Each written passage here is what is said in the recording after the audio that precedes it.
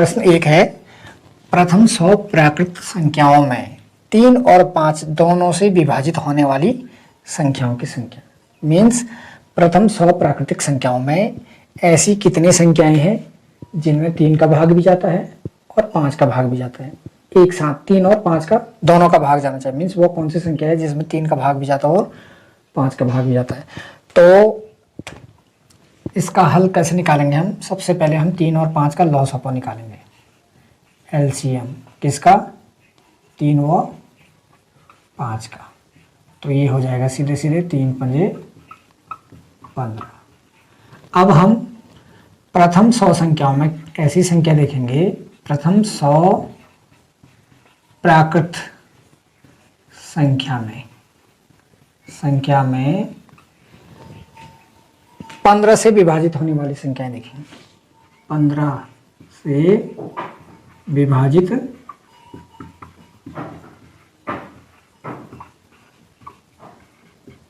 होने वाली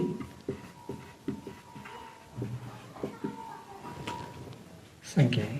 तो ये हो जाएगी, देखो पहली संख्या हो जाएगी 15, ठीक है, फिर 45, फिर तो कितनी हो जाएंगी? 1 2 3 4 5 6। तो कुल संख्याएं कितनी हो जाएगी? कुल 6 संख्याएं हो जाएंगी जो 3 और 5 दोनों से विभाजित होती है। प्रश्न 2 है, संख्याओं 14 और 28 का महत्तम समापवर्तक 14 है, इनका लॉस ऑफ लघुत्तम समापवर्तक कितना होगा या क्या होगा? ऐसे प्रश्नों को हल करने के लिए सूत्र है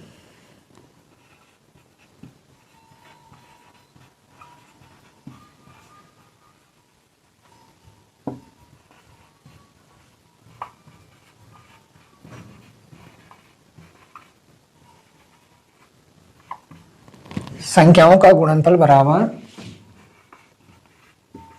लॉस ऑफ गुणा 900। अब देखिए संख्याओं का गुणा कितना हो जाएगा? 14 गुणा 28 बराबर इनका मॉस ऑफ कितना दे रखा है? HCF 14 गुणा लॉस ऑफ हमको ज्ञात करना है, लॉस ऑफ। अब देखिए 4 चीजों में 2-3 चीज दे रखी, एक निकालना, तो सीधे सीधे निकल जाएगा। इसलिए लॉस ऑफ एलसीएम क्या हो जाएगा? 14 गुणा 28 बटे 14। 14 से 14 कैंसिल, आगे आपका उत्तर 28। कितना होगा? 28। प्रश्न 3 है, 4 अंकीय छोटी से छोटी संख्या जो 2, 3, 8 और 10 से पूर्णतया विभाजित हो। संख्या कैसी होनी चाहिए?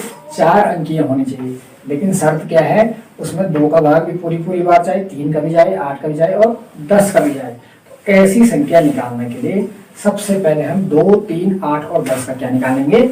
एलसीएम निकालेंगे। 2, 3, 8 व 10 का क्या निकालेंगे हम? एलसीएम। ठीक है, तो चलिए निकालते हैं। 2 के फैक्टर निकालो।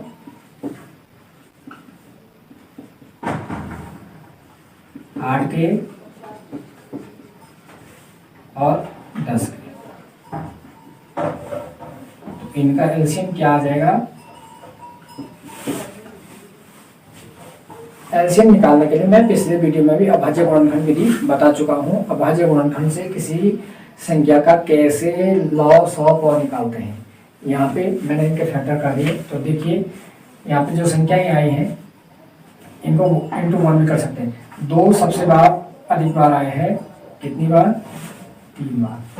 उसके बाद 3 एक ही बार आया है और 5 एक ही बार आया है। तो ये इनका एलसीएम हो जाएगा 2 दूनी 4, 2 दूनी 8, 5 40, 120, 120। इनका एलसीएम आया 120। एलसीएम आया 120। अब देखिए हमें वो संख्या निकालनी है जो 4 अंकीय भी हो और जिसमें इन संख्याओं का भाग भी जाए। तो वो संख्या होगी 120 का गुणज। क्या होगी वो? 120 का गुणज। गुणज क्या होते हैं? गुणज वे संख्याएं होती हैं जिनमें दी हुई संख्या का पूरी बार भाग जाएगा। अब 120 का पहला गुणज, 120 का भाग किस में जाएगा, 120 में जाएगा। तो 120 का पहला गुणज 120 एकम 120, दूसरा गुणज 120 दूने 240, तीसरा गुणज 120 या 360। तो ये 120 के गुणज होंगे। तो 120 का वह गुणज जो 4 अंकीय होगा। तो देखिए 120 का जो 8वां गुणज होगा ये होगा सबसे बड़ा किसमें, 3 अंकों में। और 120 का जो 9वां गुणज होगा वो होगा 1080, जो कि क्या होगा, 4 अंकों का होगा और जिसमें 2, 3, 8 और 10 का पूरी बार भाग जाएगा। तो आपका आंसर आएगा 1080। प्रश्न 4 है, दो सह अभाज्य संख्याओं का गुणनफल 117 है तो उनका एलसीएम होगा। दो सह अभाज्य संख्याओं का गुणनफल कितना दे रखा है, 117 दिया है, तो उनका एलसीएम कितना होगा। तो देखिए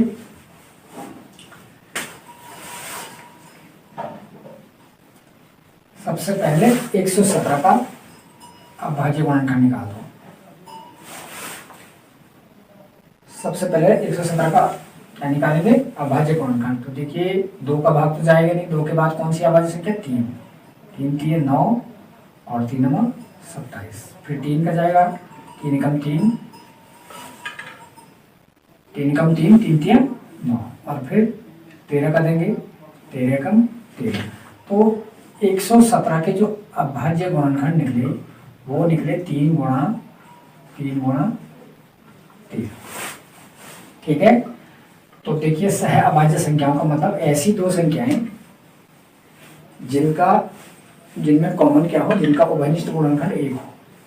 तो 9 देखिए 3 9 और 13, दो ऐसी संख्याएं होंगी जो सह अभाज्य भी होंगी। अब देखिए सह अभाज्य का मतलब ये नहीं है कि दोनों क्या हो, अभाज्य संख्याएं हो। 9 इसमें क्या है, भाज्य संख्या है। दोनों में एक क्या होना चाहिए, दोनों का उभयनिष्ठ गुणनखंड 1 होना चाहिए। तो इसमें एक 9 होगा और एक 13 होगा। तो इनका जो एलसीएम आएगा वो भी क्या आएगा, 117 ही आएगा। अगला प्रश्न है, वह बड़ी से बड़ी संख्या जिससे यदि 1277 और 1368 को भाग किया जाए तो प्रत्येक स्थिति में 3 शेष बचे। ऐसे प्रश्न प्रत्येक एग्जाम में एक न एक जरूर पूछे जाते हैं। ये शेष बचे और इतना से भाग दिया वाला, वह बड़ी से बड़ी संख्या जिससे उस संख्या से भाग देना है इनको। यदि 1277 जिससे यदि 1277 और 1368 को भाग किया जाए तो प्रत्येक स्थिति में कितना बचे, 3 शेष बचे। तो सबसे पहले ऐसे प्रश्नों में क्या करना है, जो शेष बच रहा है उसको घटा देना है। 1277 में से 3 घटा दो तो ये हो जाएगा 1274 और 1368 में 3 घटाओ तो ये आएगा 1365। अब क्या करना है, 1274 और 1365 का क्या निकालना है, मौसौपो HCF निकालना है, मौसौपो महत्तम समापन। अब इसको निकालने के 2 तरीके हैं, एक तो गुणनखंड और दूसरा भाग। भाग विधि आसान है, कम समय में अगर आपको सवाल को सॉल्व करना है तो भाग विधि सूटेबल रहता है। तो भाग विधि से हम यहाँ पे इनका क्या निकालेंगे, मौसौपो निकालेंगे।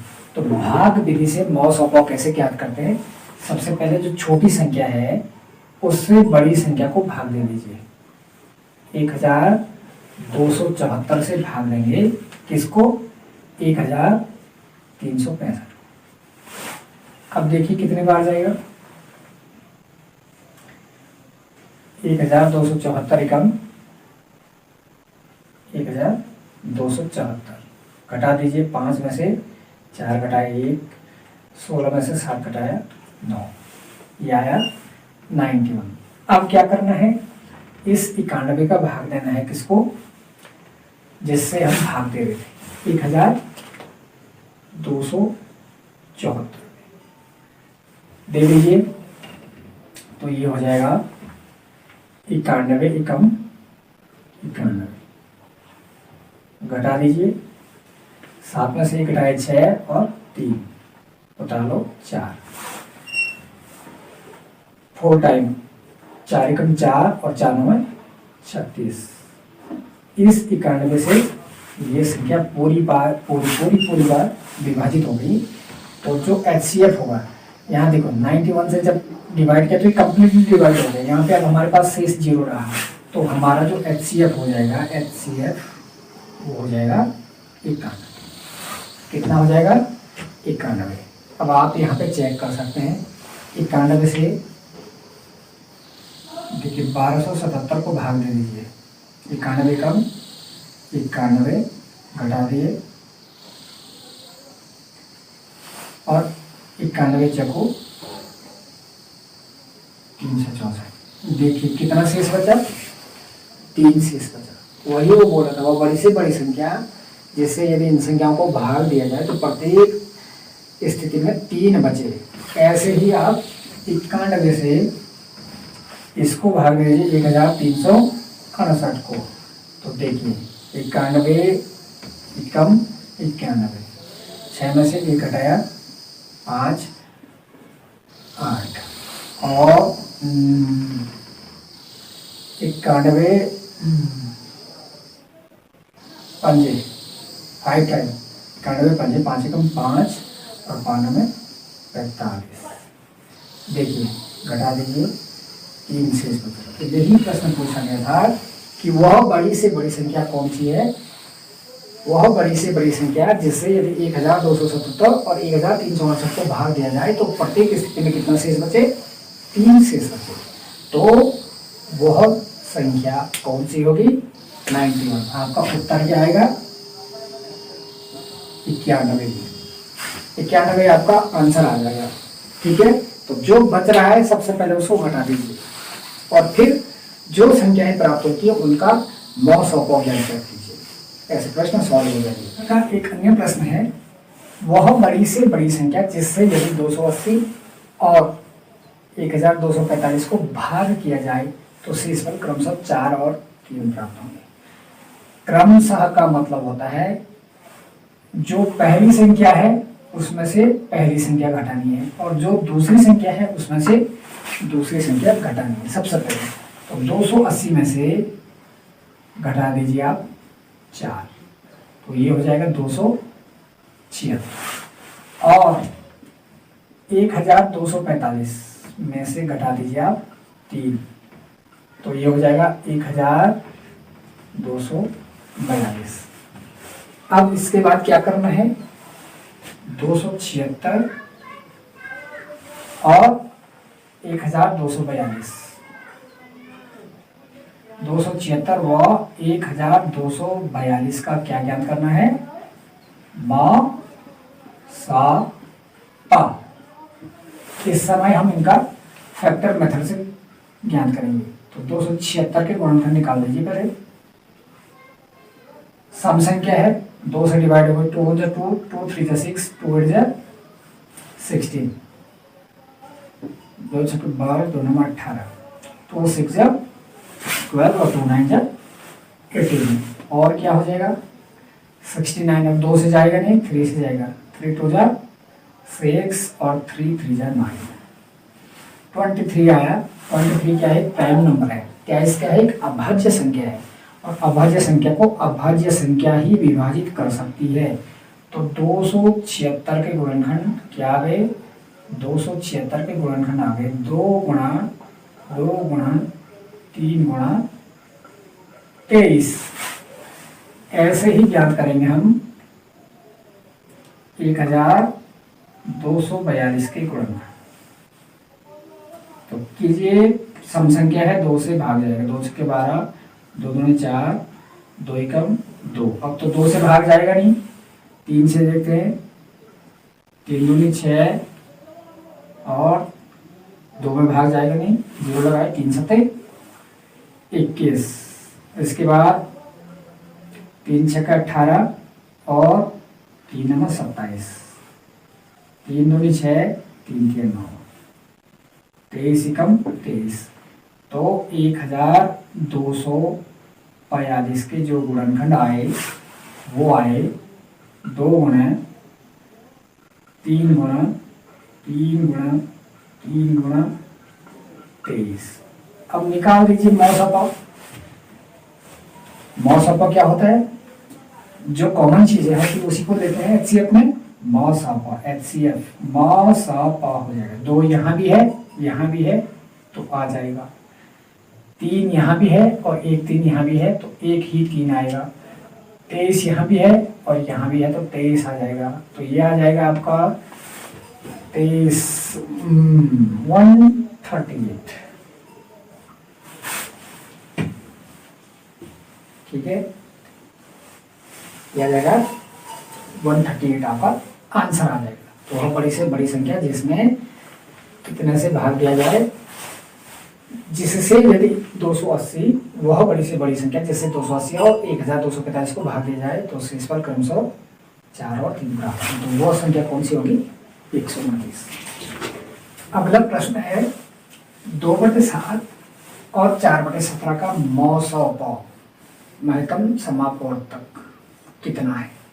2/7 और 4/17 का महत्तम समापवर्तक कितना है? तो ऐसे प्रश्नों को हल करते समय एक बार ध्यान रखना कि जो चीज पूछी जाती है वो केवल अंश के निकालते हैं। जैसे इसमें क्या करेंगे, हम 2 और 4 का मौसौ निकालेंगे और जो हर होता है उसका अपोजिट लॉस ऑफ पाव।